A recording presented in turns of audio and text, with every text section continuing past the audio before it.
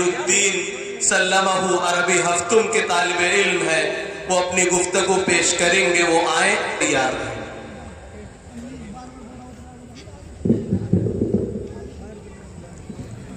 السلام علیکم ورحمۃ اللہ وبرکاتہ۔ حامدا و مصلیا اما بعد، اللہ سے کرے دور تو تعلیم بھی فتنہ، اللہ سے کرے دور تو تعلیم بھی فتنہ، املاک بھی اولاد بھی جاگیر بھی فتنہ، ناحق کے لیے اٹھے تو شمشیر بھی فتنہ، شمشیر ہی کیا نعرہ تکبیر بھی فتنہ، انما اموالکم و اولادکم فتنہ۔ موقر اساتذہ کرام، مہمانان عظام اور چمنستان اسلامیہ کے مہکتے پھولوں، آج میں کسی معمولی موضوع پر لب کشائی کرنے نہیں آیا، بلکہ آج میں اس عظیم چیلنج اور اس خوفناک عفریت اور اس ڈیجیٹل ڈکٹیٹر کے خلاف علم بغاوت بلند کرنے آیا ہوں، جو آج ہماری روحوں پر حملہ آور ہے، جو ایک خاموش سمندر ہے مگر ہماری کشتیوں کو ڈبو رہا ہے، ایک ایسا زہر ہے جو میٹھا ہے مگر ہمارے نسلوں کو تباہ و برباد کر رہا ہے، ایک ایسا عذاب ہے جو آسمان سے نہیں بلکہ ہمارے جیبوں سے نازل ہو رہا ہے۔ جی ہاں، میں بات کر رہا ہوں موبائل کی، جسے آج کی جنریشن کا جزء لا ینفک کہہ دیا جائے تو بالکل بھی مبالغہ نہ ہوگا۔ حضرات، اس حقیقت سے کسی کو انکار نہیں کہ موبائل اس دور کی بہت بڑی ضرورت ہے۔ موبائل کمیونیکیشن اور انفارمیشن کا بہترین ذریعہ ہے، مگر اس حقیقت سے بھی آنکھیں نہیں چرائی جا سکتی کہ موبائل اس دور کا بہت بڑا فتنہ ہے۔ موبائل اتنا بڑا فتنہ کہ اس نے ہر ایک کو اپنا شکار بنا لیا ہے۔ ہماری سوچ کے دھاگے اور ہماری عقل کی چابیاں سب کچھ اس شیشے کے زندان کے حوالے ہو چکی ہیں۔ اس ظالم نے ہمارے گھروں کی بنیادوں کو ہلا کر کے رکھ دیا ہے۔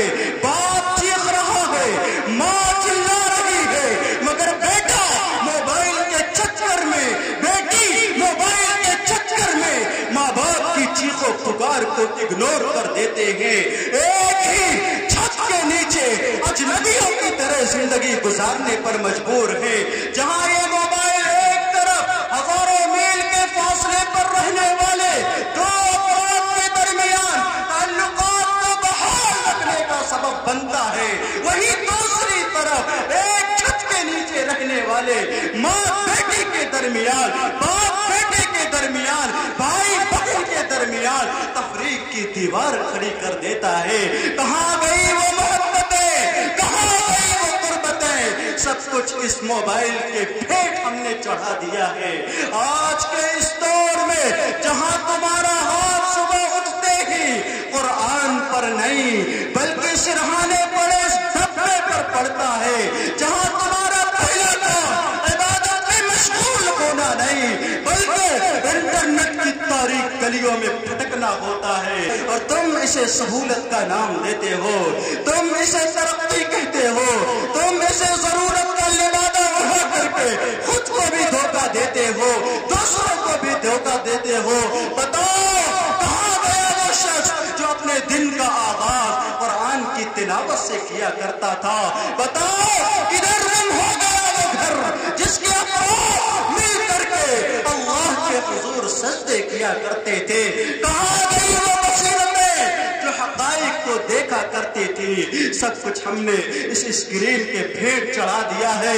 بتاؤ مسلمانوں، وقت جیسی عظیم الشان دولت سے اللہ نے تم کو نوازا تھا، آج اس کا استعمال ہم اور آپ کہاں پر کر رہے ہیں؟ آج ہم اس قیمتی دولت کو اس سائبر آگ میں جھونک رہے ہیں۔ کیا ہمیں وقت کا حساب نہیں دینا؟ کیا زندگی کا ضیاع اور وقت کی توہین کل ہمارے گلے کو نہیں پڑنے والی ہے؟ کل ہمارے لیے خسارے کا سبب نہیں بنے گی، ضرور بنے۔ ہمارا دوست نہیں، یہ ہمارا دشمن ہے۔ توڑ دو اس